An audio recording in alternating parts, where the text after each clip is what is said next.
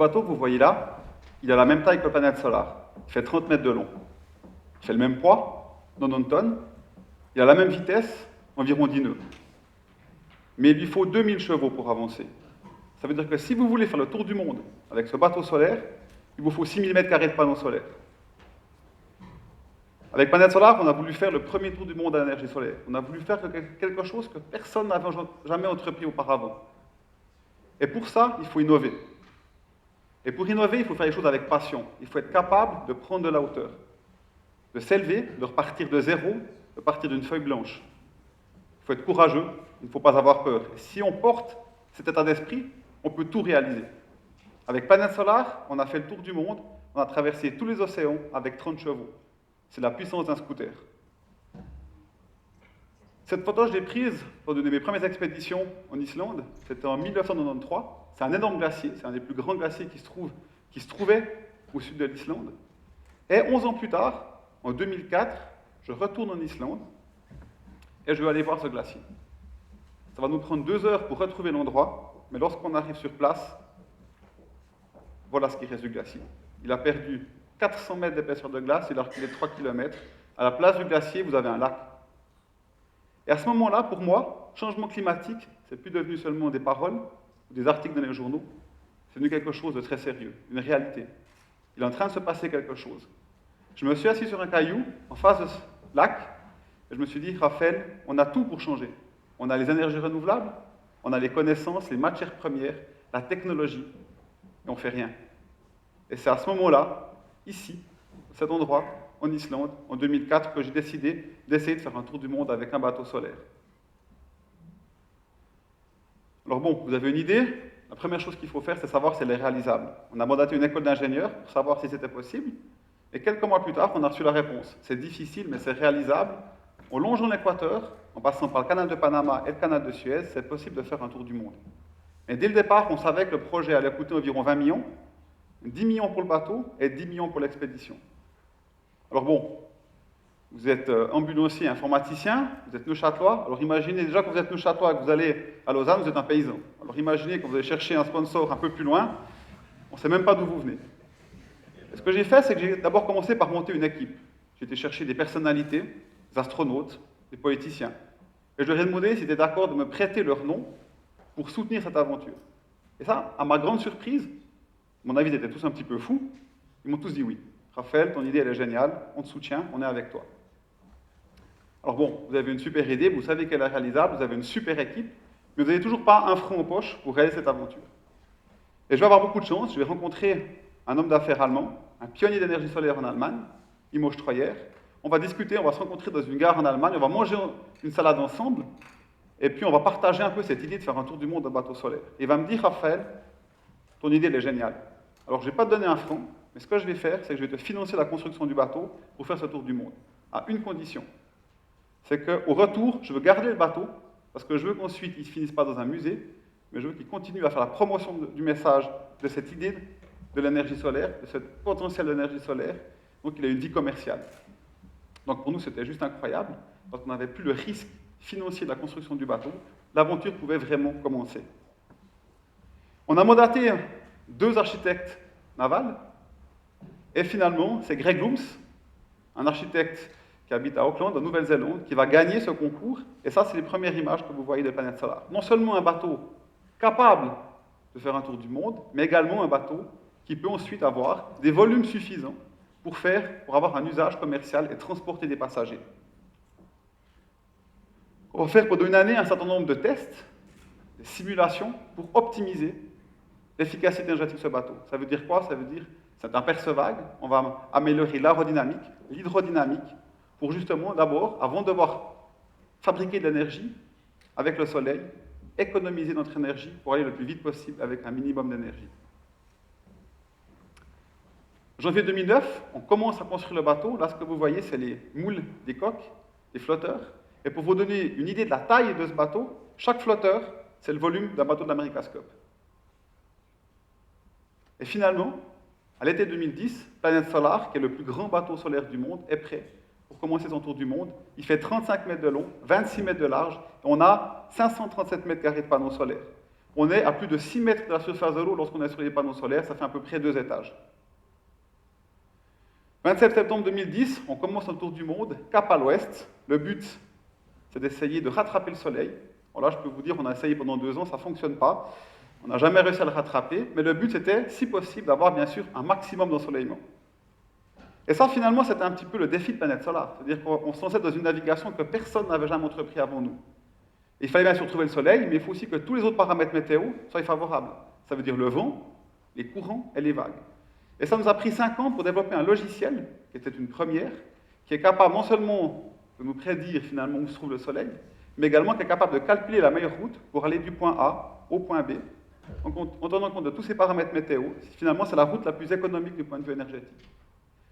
Et aujourd'hui, ce travail qu'on a fait avec ce logiciel est en train d'être repris par une grande entreprise française de transport maritime, de porte-containers, car ce qu'ils se sont rendus compte, c'est qu'avec ce logiciel, ils pourraient économiser jusqu'à $1 million de carburant sur une traversée du Pacifique avec un bateau classique. Et ça, c'est par exemple un des développements surprenants de cette aventure Planète Solaire. Pendant ce tour du monde, on a rencontré des gens incroyables.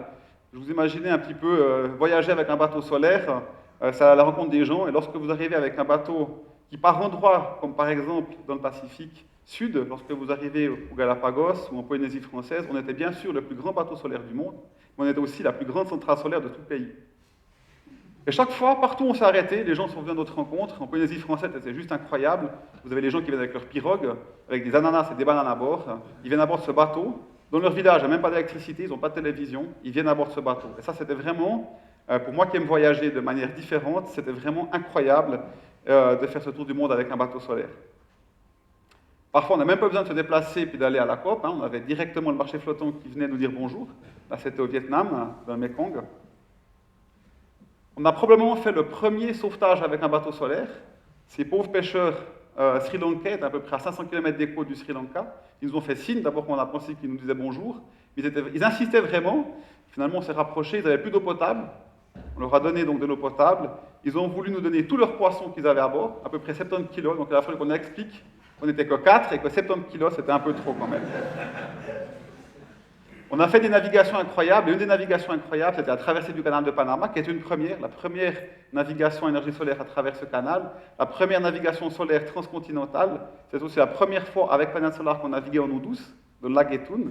Et lorsque, au bout de ce canal, vous arrivez de l'océan Pacifique et vous avez quitté l'océan Atlantique, vous savez que le prochain continent, c'est l'Australie, mais qu'il y a 18 000 km qui vous séparent. On a rencontré aussi des animaux assez sympathiques.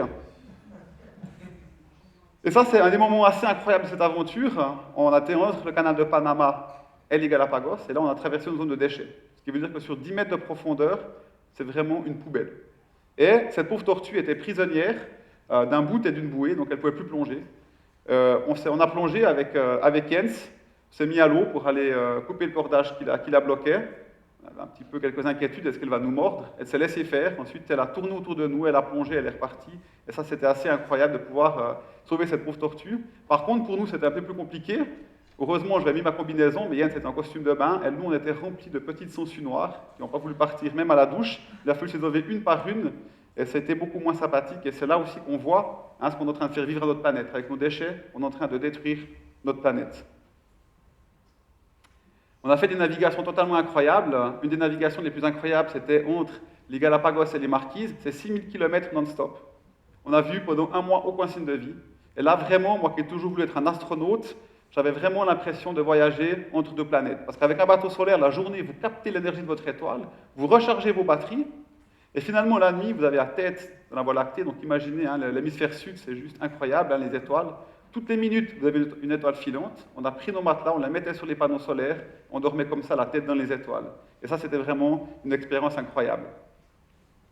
On a aussi traversé, bien sûr, des périodes moins faciles du point de vue météorologique, comme vous pouvez l'imaginer. Ici, c'est une tempête au large de l'Australie. Et puis finalement, on a vécu une expérience assez incroyable sur le Planète Solaire. Avant de commencer cette aventure, on savait qu'on aurait 2 types de technologies à bord. Technologie high-tech, les batteries. On avait 1300 kWh de batterie. Ça correspond à plus de 100 000 batteries d'un téléphone portable. Donc c'est énorme. On avait des ordinateurs, on avait des systèmes pour optimiser nos panneaux solaires. On avait des choses qui étaient très pointues du point de vue technique. On avait des choses qui sont la technologie, on va dire, de nos grands-parents. Les toilettes, les douches, les pompes, les hélices. Ça se trouve sur tous les bateaux. Alors devinez ce qui est tombé en panne.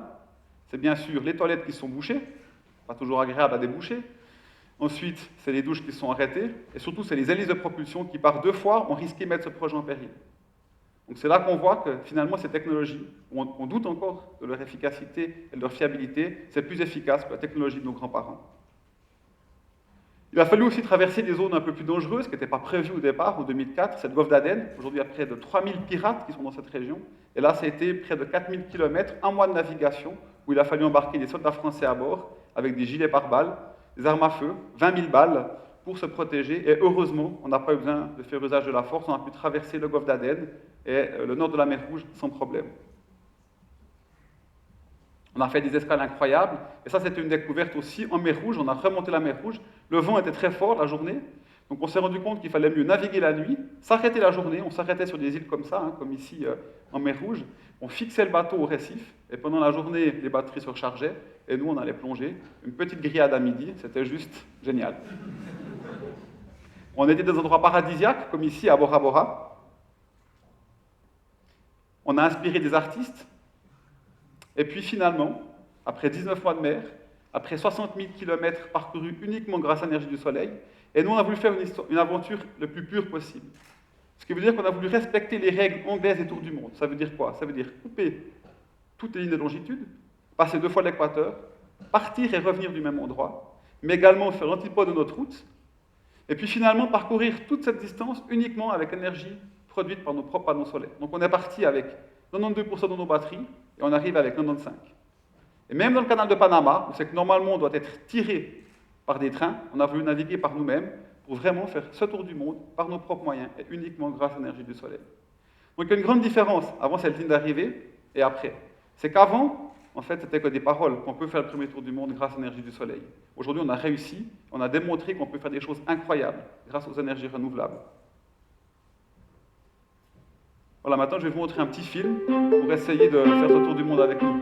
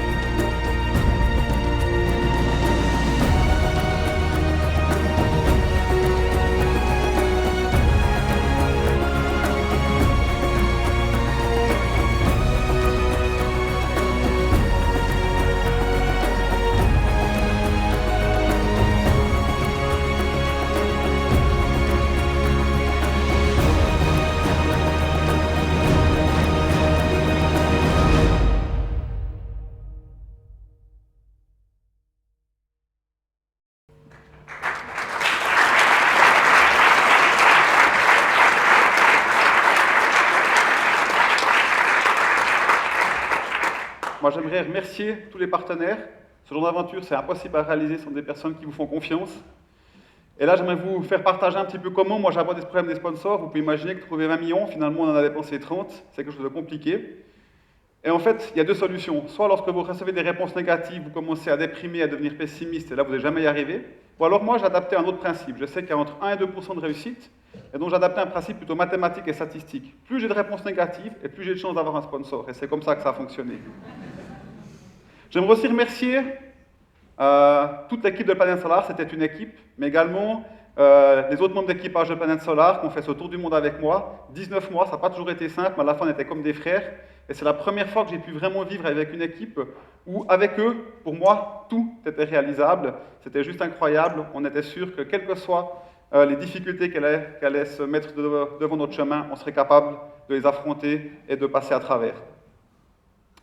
Jules Verne a dit « L'homme sera un jour capable de tout détruire ou de tout sauvegarder ».